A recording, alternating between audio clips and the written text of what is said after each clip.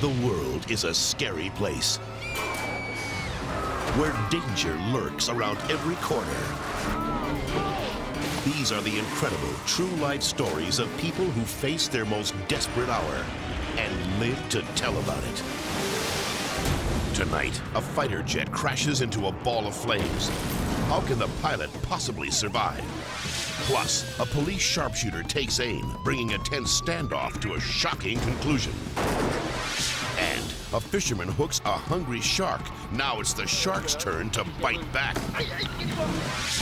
Then, it's a real-life Titanic. An ocean liner sinks, and the crew escapes in the lifeboats, leaving hundreds of frightened passengers fighting for their lives. And a gas truck collides with a speeding train, causing the most devastating explosion ever caught on tape. These are images so startling, so awesome, so unbelievable, you may think that you're watching a movie, but you're not. Everything you are about to see is real. Real people, real danger, real excitement. Get ready to experience the thrill of a lifetime. You are about to witness the world's most amazing videos.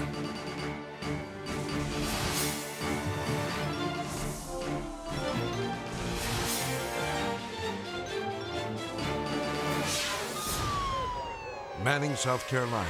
The deranged driver behind the wheel of this white car leads police on a high-speed chase on a narrow country road. Chief Randy Garrett is in hot pursuit. At the time, I was scared for everybody. Two-lane highways in this state weren't built for 100-mile-an-hour speeds, and this guy was running in excess of 100. Corporal Patrick Riley is right behind the speeding suspect, recording every move on his dashboard camera. I felt that this chase would never end. I didn't know what to do but just to follow the vehicle until it stopped or ran out of gas. The suspect has a history of mental problems. Now he's speeding toward a town full of people. We can't let him get to the city limits. Desperate to stop him, the officers managed to blow out his tires, sending him careening off the road. Base, he's 1050 and he's 1050. Negative, base back on the road. But the driver regains control and barrels into town. More squad cars join the chase.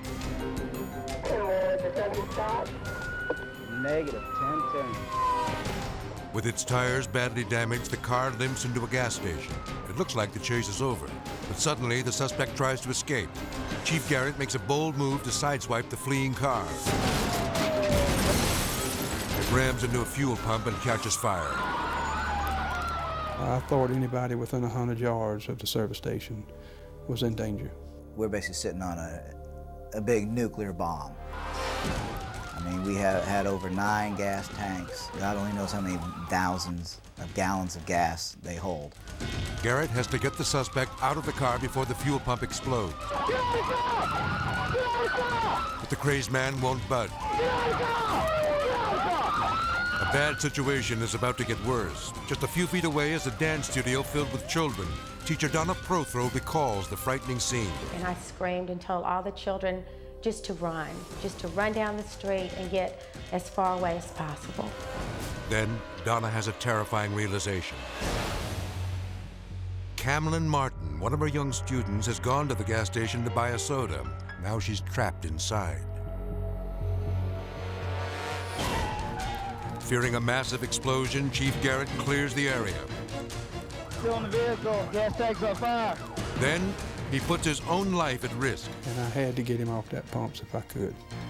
Ignoring his own safety, Garrett jumps into his car and attempts to push the suspect away from the flames. He has no idea that the frightened little girl is inside the station. And suddenly, the gas pump explodes. And I thought right then that any second now this station's going up. Although in great danger, Garrett is determined to save the man's life. I just could not watch that suspect sit in that vehicle and burn to death. I couldn't do it. Unbelievably, the driver makes another attempt to escape. He's taking off again.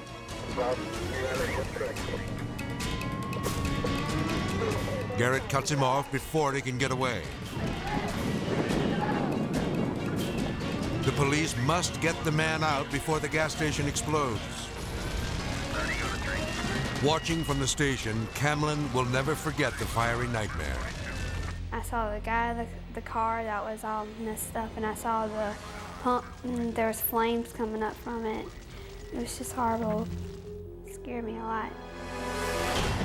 Give me that hand! Give me that hand! With his weapon trained on the suspect, Garrett keeps an eye on the blaze. My biggest concern was I felt at any moment there was going to be a big explosion.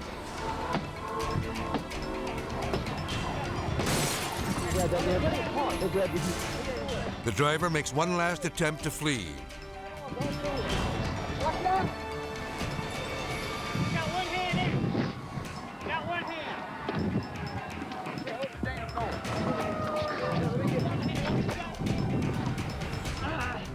We got go. Go to the front. Pull up. The police manage to drag him out of his car. Head behind your back. Finally, they pull the man out of danger. While firefighters work to control the blaze, Camlin is reunited with her teacher and friends. When I was inside the store, I didn't cry because I was such in shock, but when I ran out, I just saw my son and all my classmates, and I started crying. Everyone is safe, thanks to the courage of the quick-thinking police chief. I was angered at all the damage that he had caused and the lives that he put in danger. But I was also happy that nobody was seriously hurt.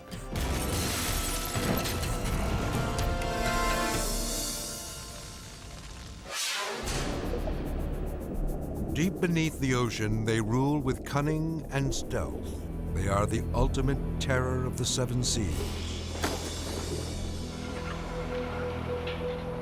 But even on land, the danger posed by sharks can be all too real. Lake Catherine, Louisiana. 200 miles off the coast, Captain Milton Dudenheffer and his three-man crew are enjoying a very successful fishing trip. There's our expense, man. About a $2,000 fish. Suddenly, the men get an unexpected bite on the line. What's that white thing in the water down over there? A 6-foot mako shark has taken the bait.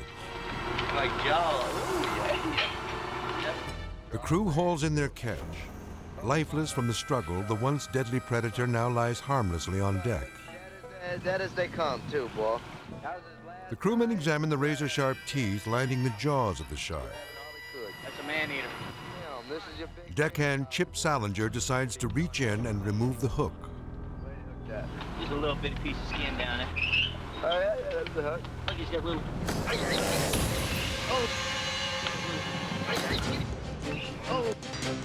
Still very much alive, the shark plunges its teeth into Chip's hand.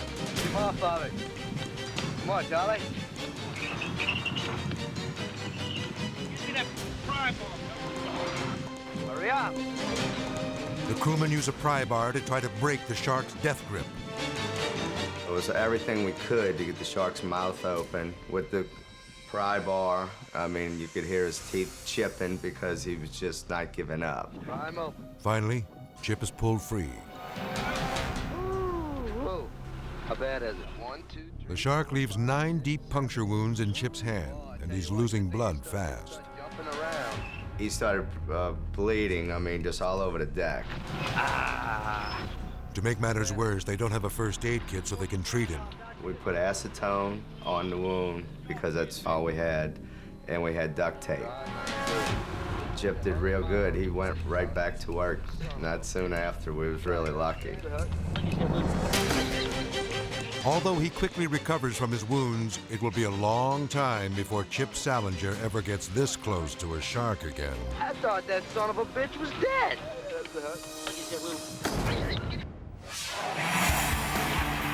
El Toro, California. Colonel Jerry Caddick dazzles the crowd at the controls of his FA-18 fighter jet. Caddick is the highlight of the air show. He slices across the sky, performing dangerous stunts that leave the spectators breathless. Here, he executes a risky maneuver.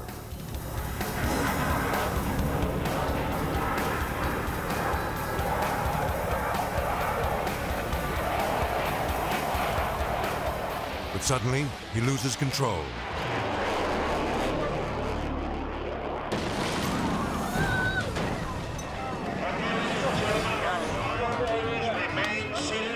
Paramedics Thor Swanson and Rick Van Auken witnessed the crash. As he came over the peak at the top of the maneuver, I thought something doesn't seem right here. There was like a building collapsing or something huge. It was a tremendously loud sound.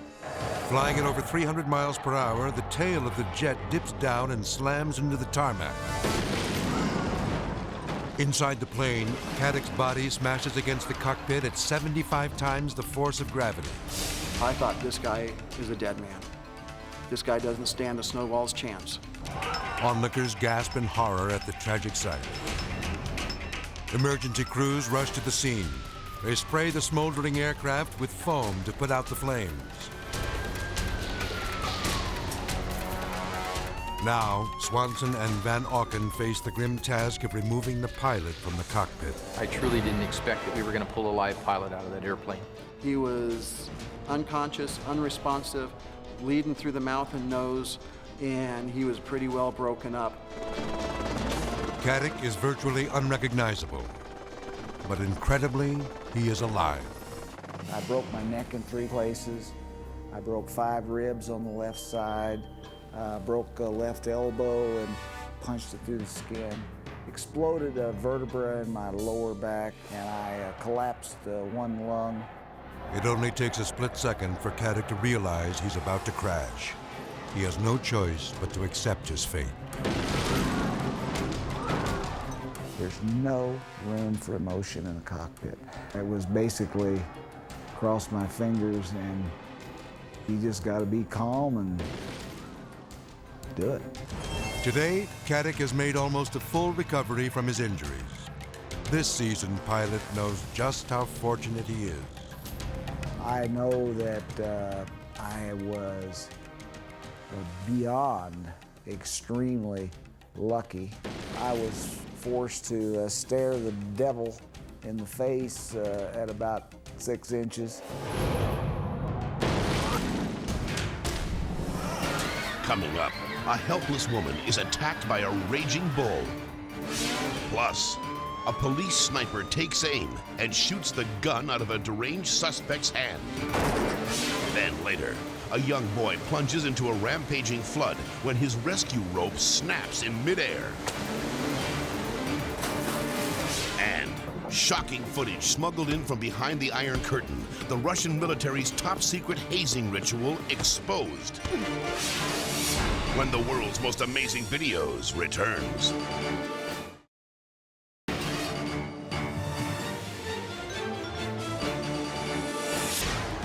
Coria, Spain. The Fiesta of San Juan is a cruel and bloody spectacle that goes on day and night during the final week of June each year. Animal rights activist Vicky Moore is on hand to document the torture of these unfortunate animals. Animals, particularly cattle, bulls, cows and calves, are tortured in the most unimaginable way for fun. These terrifying images were captured by Vicky's video camera. She puts her own life at risk so she can expose the abuse that takes place at these events. The drunken crowd sets the bull's horns on fire, driving it to sheer madness. The following day, the raging bull goes after one of its tormentors.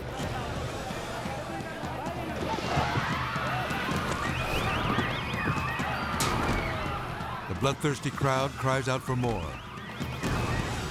The man survives the attack and escapes. Now, the enraged beast takes off down the street in search of his next victim. Ironically, as the bull rounds the corner, he finds himself face to face with Vicky, the one person who was there to protect him. I looked around the alleyway and I realized that there really was nowhere to get out of his way. The bull charges Vicky, ramming her with brutal force. She is slammed into the wall, then gored again and again. The woman is tossed into the air like a rag doll. He picked me up with his horns and threw me into the air. And I remember what felt like a train crashing into me. Vicky lies unconscious in the street.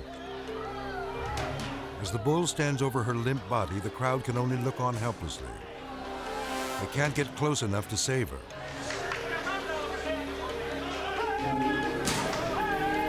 It is unimaginable that Vicky could survive, but she does. Although it takes her more than a year to recover from her frightening ordeal, she still doesn't blame the bull. While bulls are taunted and tortured and killed and allowed to run on the streets, people are going to be killed. Now, more than ever, Vicky is dedicated to protecting these abused animals. Her goal is to rid the world of these violent rituals.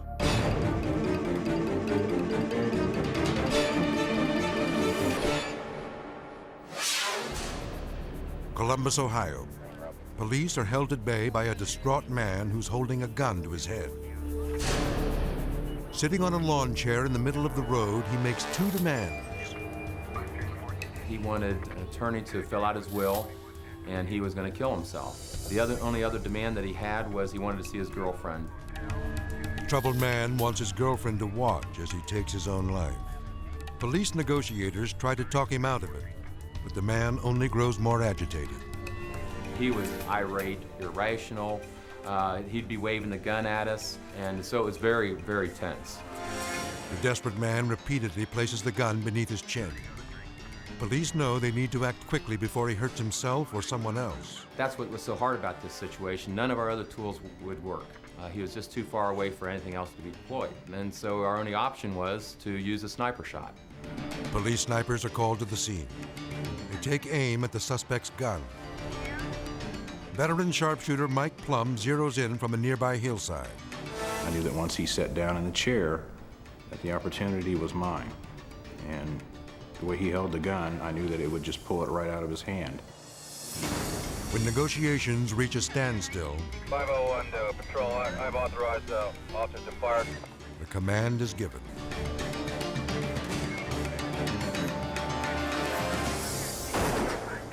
Bullseye. The man is shocked that he is suddenly disarmed. It was the most dumbfounded look I've ever seen on a human being, honestly. Stand clear. As the man reaches for his gun, officers charge the suspect and wrestle him to the ground. Commander 4, stand by with an apprehension. He was cut on the chin a little bit, and I think on the cheek. He was face down, and I got down into him. I said, "See, buddy," I said, "we didn't want to hurt you." And he looked up at me and said, "That was a great shot." After a tense 2-hour standoff, the suspect is taken into custody. The sharpshooter's pinpoint accuracy shatters the pistol into 3 pieces. Today, the remains hang proudly on the wall of the police department.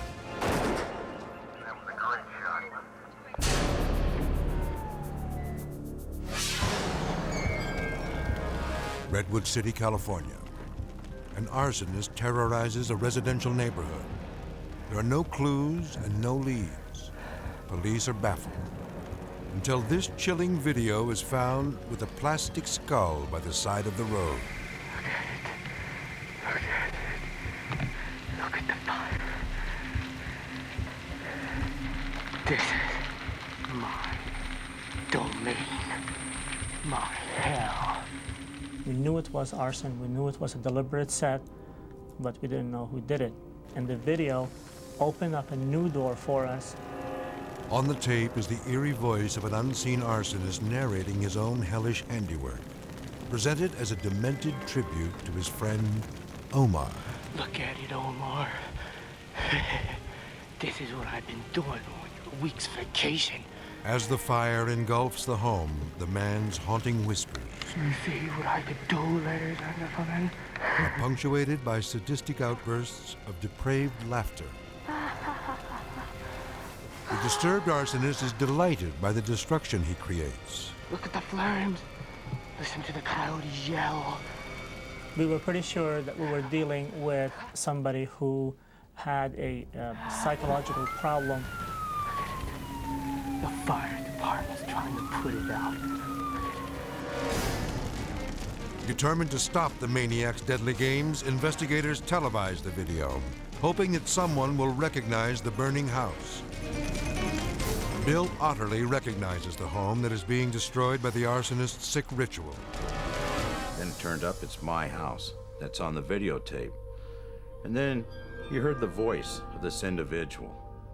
And you go, this guy ain't playing with a full deck. Take a good look at that.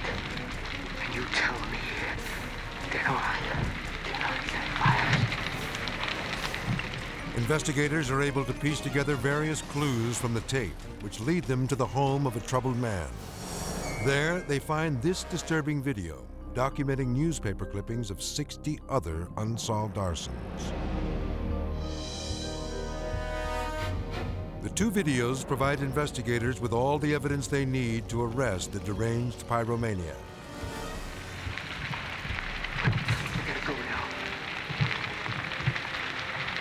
Remember me.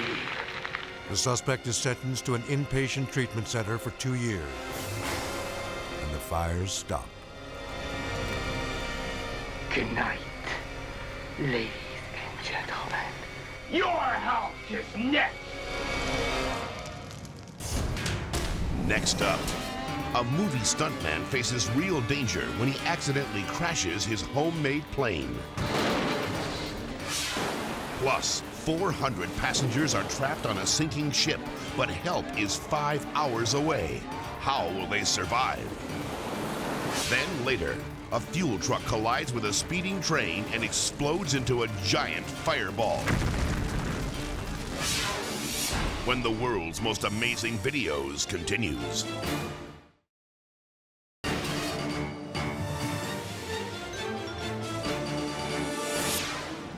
The Wild Coast, South Africa. Tourists enjoy a pleasure cruise aboard the Greek luxury liner Oceanos. Little do they know that just 12 hours later, their dream vacation would become a nightmare. Damaged by a severe storm, the enormous ocean liner is taking on water and sinking fast. Its 400 terrified passengers are shocked when they discover that the captain and his cowardly crew have piled their luggage into several of the lifeboats and sailed off, leaving them to die.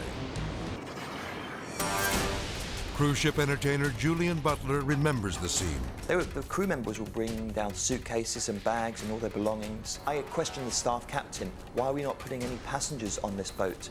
He said bring 10. 10 out of probably 60 people on a lifeboat, not enough. With panic and confusion all around him, another of the ship's entertainers, Moss Hills, goes below deck to see how quickly the water is rising. I could see water rushing down the passenger area. Right down below now, there's water everywhere. It's sloshing about from side to side. It's like a blow, and you think, my God, you know, we're sinking. Since the crew has abandoned ship, Moss and Julian realize it's up to them to lead the 400 frightened passengers to safety. I didn't know what to do. None of us did who were helping out. And it's completely irresponsible. How can you not run the rescue? I think my biggest fear was the fact that we had many elderly passengers on board the ship. I think I could look after myself, but I know that those older people, if the ship was going down, they couldn't swim for their life. Half the passengers make it into the lifeboats when another tragedy strikes. The ship leans over too far, rendering the remaining lifeboats useless. We couldn't launch any more lifeboats. They wouldn't go down. And so we were trapped on board, more than 200 people, and no other way to get off. Panic grips the passengers as Moss and Julian race to the ship's bridge and try to radio for help. National Sea Rescue need a spare channel. Can you help over? So we just started on the radio, you know, Mayday, Mayday, trying to make some kind of contact. Eventually we did make contact with the ship and told them what our situation was. And he says to me, you know, what rank are you? So I said, I'm not a rank, I'm a guitarist. And he just says, what are you doing on the bridge? And I said, well, there's nobody else here. For 5 agonizing hours, the passengers wait for the helicopters to arrive. But the dangerously high winds, coupled with the treacherous seas, put the rescue mission in jeopardy. Then when the helicopters arrived, the wind was still blowing a lot. They couldn't get down onto the deck. They're sort of swinging around like that in the wind. With precious seconds ticking away, Moss lashes himself to the railing in order to guide the rescuer on board. Moments later, they start strapping the first of the passengers into the safety harness.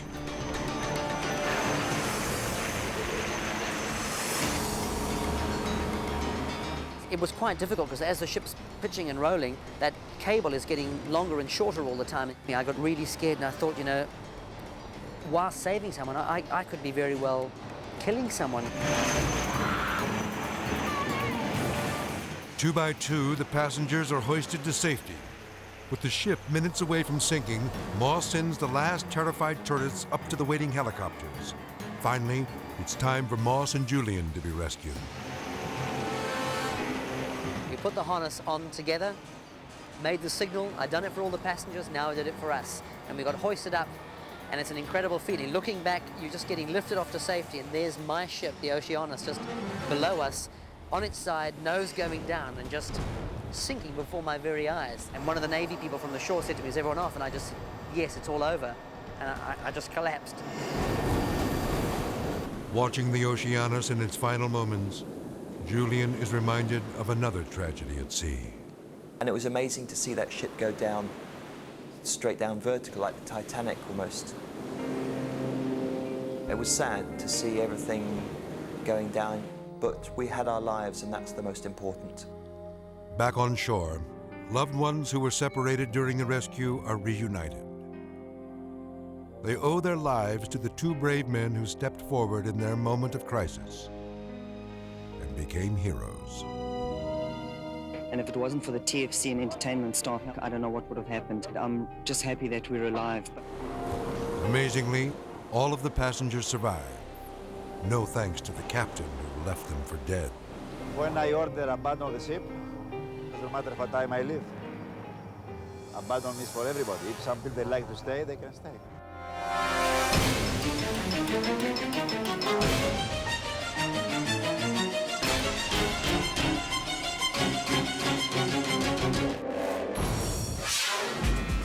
New Townards Island.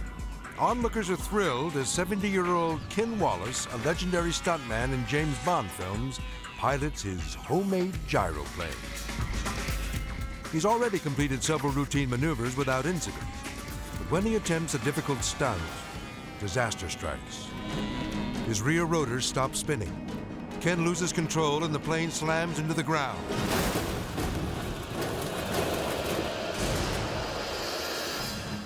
Look again. We can see the gyroplane's rudder hitting the ground, causing the aircraft to break apart.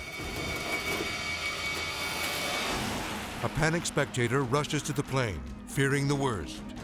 But miraculously, the 70-year-old daredevil rises to his feet and lets the crowd know he's okay. It stopped very quickly and I was completely unhurt, so I just jumped up and gave away. As a movie stuntman, Ken has escaped hundreds of dangerous situations before, but this might just be the most death-defying performance of his life. Up next, this crook doesn't just take the cash, he takes the entire register. Then later, a young boy pulled from a raging river finds himself in desperate trouble when his rescue rope snaps.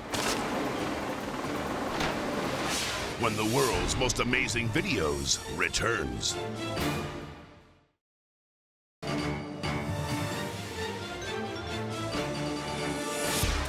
Oklahoma City, Oklahoma. A convenience store turns into a one-stop shop of horrors for a terrified night clerk. A man with a 6-pack of beer and a gun in his waistband demands money. Hurry up. The panicked clerk hits the wrong keys, jamming the cash register. The angry thief threatens to kill him. Come with a blasting. All right, you worth your life. Hurry up. Hurry up. There's something wrong, man. Right now. As the frightened clerk backs away from the robber, he momentarily blocks the security camera. Get the money out. Don't hit me. Whatever you want your ticket. Give me the money now. Whatever you want your ticket, man. The furious thief pounds on the cash register, trying in vain to get it open. The terrified clerk tries to reason with him. Yeah, something wrong, cash register, man. Something wrong. Get now. But the robber doesn't buy the clerk's story. Next, he tries to get behind the counter. He can't. Now he's running out of patience. I'm gonna cost you more money. Come on. Hurry up. The trembling clerk begs the robber to take whatever he wants. So the robber obliges.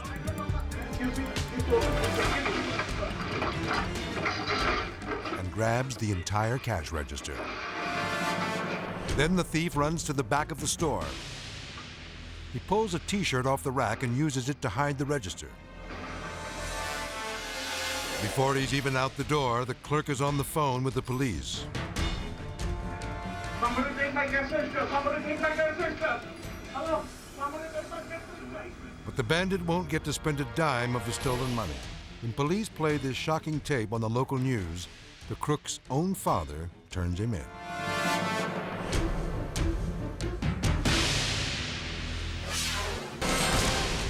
Movie stuntmen, a close-knit fraternity of death-defying daredevils who stick together through thick and thin. Their solemn code is to make sure that when the stunt is over, everyone walks away safely. Bobby! Bobby! Cut it! Cut it! Cut it! Get some more guys! Sacramento, California. As cameras roll, Bobby Karpowitz gets ready to perform a dangerous stunt. Traveling at high speed, Bobby has to overturn the Jeep and plunge it into the frigid water, then escape the vehicle before he drowns. Stunt coordinator Ricky D knows that there are big risks involved. We had a lot of safety equipment and precautionary measures in line. We had the divers with the tanks on, with the regulators. We had knives in case there was something that had to be cut. The veteran crew has performed hundreds of these safety checks before. I don't want any glass getting in you right in the face there. Can you see out of that okay, buddy? The stuntmen are like brothers. For these guys, it's more than just doing a good job. There's a deeper connection. They know the precautions they take now can mean the difference between life and death. Let's do it. We're in there. We're in there. There's excitement on the set as Bobby pulls the truck into position. Take one. Arms away here. Here he goes. Realizing he hasn't built up enough speed, Bobby aborts. Rolling. Okay, cut. Take two. Bobby gets the truck up to speed, but fails to flip it.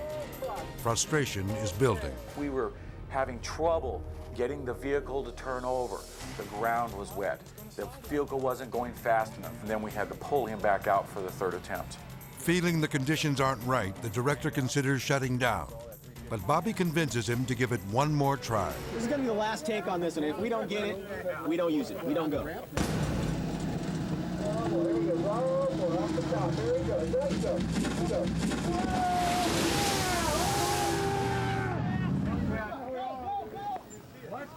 He's done it. But the crew's exhilaration quickly turns to horror. There's no sign of Bobby. Diver George Anthus is the first to realize his friend is trapped and drowning. Within seconds, we knew that we could have a problem here. The vehicle was filling full of water. There was no movement. Bobby! Cut him open! Cut it! Get some more guys! But the seatbelts won't release. Bobby is pinned upside down. Now it's a frantic race against time to save him. I cut the first seatbelt, and he wasn't coming out. Ricky D grabbed the knife from me and started working on the other one while I got the air down to his mouth. Ricky tries to give Bobby an air tube, but the stuntman is so panicked he won't open his mouth. At that point, I knew we were running out of time. There wasn't much air left. Blindly feeling his way through the murky water, Ricky grabs the seatbelt and slashes it. Bobby is free, but is he okay? Is he breathing? Out of his way! All right, Bobby! Bobby has survived. Another few seconds and he might not have made it. When Ricky realizes how close he came to seeing his friend die, he is overcome with emotion. Photos, man.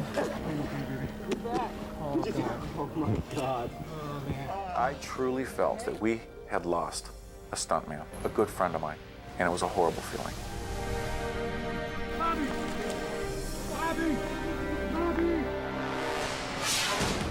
If you think hazing at college fraternities is out of control, wait till you see this. Russia. These new soldiers are being brutally punished as part of a time-honored hazing ritual. Every time you're lined up and even beaten, you're kind of following the orders of your immediate superior. When he was a new recruit, Corporal Clementieff resisted the vicious beatings. He was disciplined for refusing to submit to the secret code of violence. When you come to the military, you're supposed to be beaten for the first year of your service. And as soon as you cross that border of the first year, you're supposed to start that practice yourself. In the Russian military, hazing doesn't stop at just physical abuse. Commanding officers also harass new recruits with psychological torture. And also humiliation. For example, cleaning the toilets with your toothbrush. And in some extreme cases, you're supposed to use the same toothbrush to clean your teeth right after. Corporal Clementieff has survived his horrifying experience. Now he and other victims are trying to put an end to this violent practice. Living in hazing is living in constant fear. This practice should be stopped at any cost. Coming up, it's disorder in the court when a city council meeting erupts in violence. Then, Mexico City is rocked by one of the scariest explosions ever caught on tape. When the world's most amazing videos continues.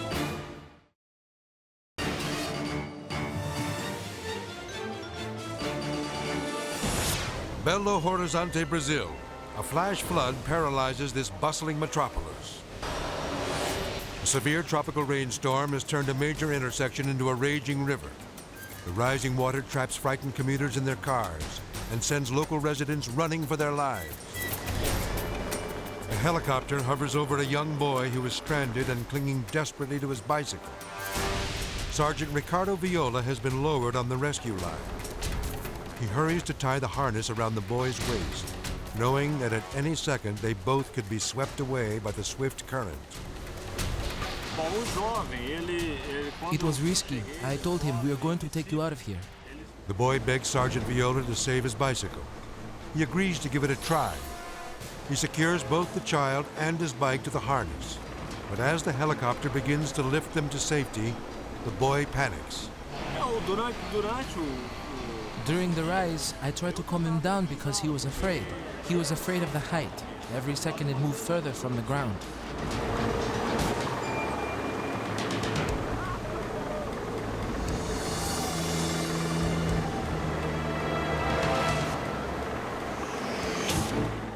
Just when it appears the rescue will be successful,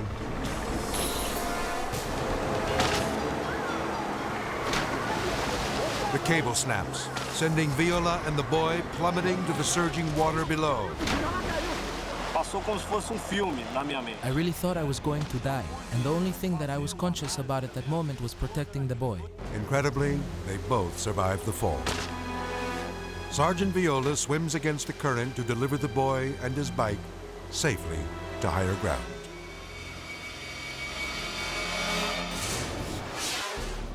Didn't mean that this council was opposed to it. Clarkston, Washington. What it was opposed to was providing services with no funding base. A weekly town council meeting is in session. Mr. McCabe, this was not put in the paper. For the question. You are out of order. No, I'm not out of order. You're out of order. Mr. McCabe. You've been out of order since you've been in that chair. The long-running feud between Mayor Gwendolyn Schwanee and Councilman Bernie McCabe is about to become the ugliest moment in the town's political history. You pushed it to allow that. No, I said we have spent enough time, and that is enough. Mayor Schwanee attempts to move forward with her agenda, but Bernie refuses to cooperate. Excuse me, but we are going to go for a question, okay? And all in favor? Hold on a second. You can't Yes, we can. No, you can't railroad. No one made you dictator. If you do not let us proceed, I will call you out of order. The mayor decides she's had enough and calls upon the sergeant-at-arms to escort Bernie out of the meeting. Mr. McCabe, you're going to have to leave. You've been asked to. You're not going to ask me to leave. I'm not going to leave. You don't have that authority. Sit back and you... No, you don't tell me to sit anywhere. I'm asking you to leave, and if you don't quiet down and comply with the mayor's orders, you will be escorted out of here. Well, you can try to escort me. Mayor? Yes. Okay. Go right ahead. Take your hands off. Okay, if you don't leave, I'm going to arrest you for disorderly conduct. It's not disorderly conduct. This is an open meeting and you're allowed to speak your mind. I happen to be an elected official. You're not. Sit back in your seat. Bernie refuses to leave, so the sergeant-at-arms calls for police backup. The officer warns McCabe to leave or be arrested. She wants you to leave, so I guess you're gonna have to leave. No, not necessarily. I am a elected council person. You do not have the authority to remove me from a meeting. We've got the authority, and you're gonna go. Bernie, just come on, go back and sit down. No, I'm not going back, and I'm not gonna sit down until the mayor says that she wants you in this meeting. If she doesn't, you're leaving. To the next issue. Come on, let's go. Domestic in progress, 822 2nd Street. At number 2, calling for a next door neighbor on the apartment number, right? And that's what I'm telling you, it's not working out. Stop it. Come on, get up and let's move. But Bernie is not about to budge. I'm not aiming. Okay? Now you either get up and leave or we remove you. Next to apartment number 2.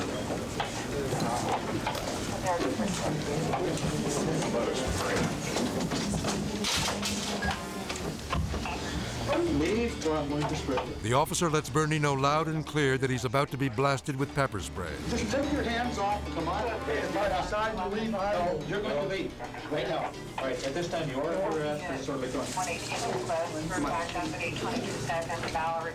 Just hold on. I'm going to get up and walk out of here. Okay. Please don't. You're under arrest. You're under arrest. But when Bernie decides to try and leave on his own, he gets hit with 2 shots of pepper spray at point-blank range. The cop wrestles him to the floor and takes the councilman into custody. Bernie, stop it, please! Fearful for his safety, one of Bernie's supporters pleads with him to stop. I want to get up and walk out. Bernie, please, don't fight him. Don't fight him, Bernie, please. Please don't. With his eyes burning and his forehead bleeding, Bernie is cuffed and taken away. Although he's lost this battle, Bernie will fight City Hall again, in court, and win a substantial settlement against the city.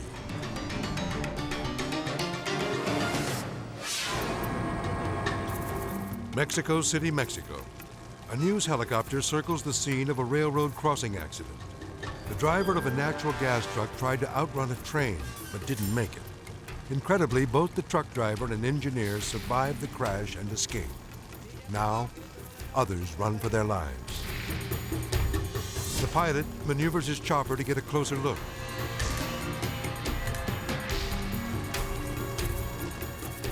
Then, suddenly,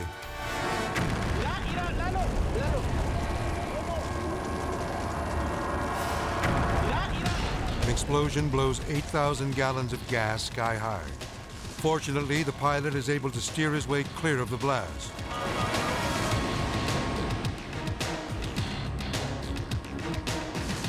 Incredibly, only 5 people are hurt in this monstrous explosion.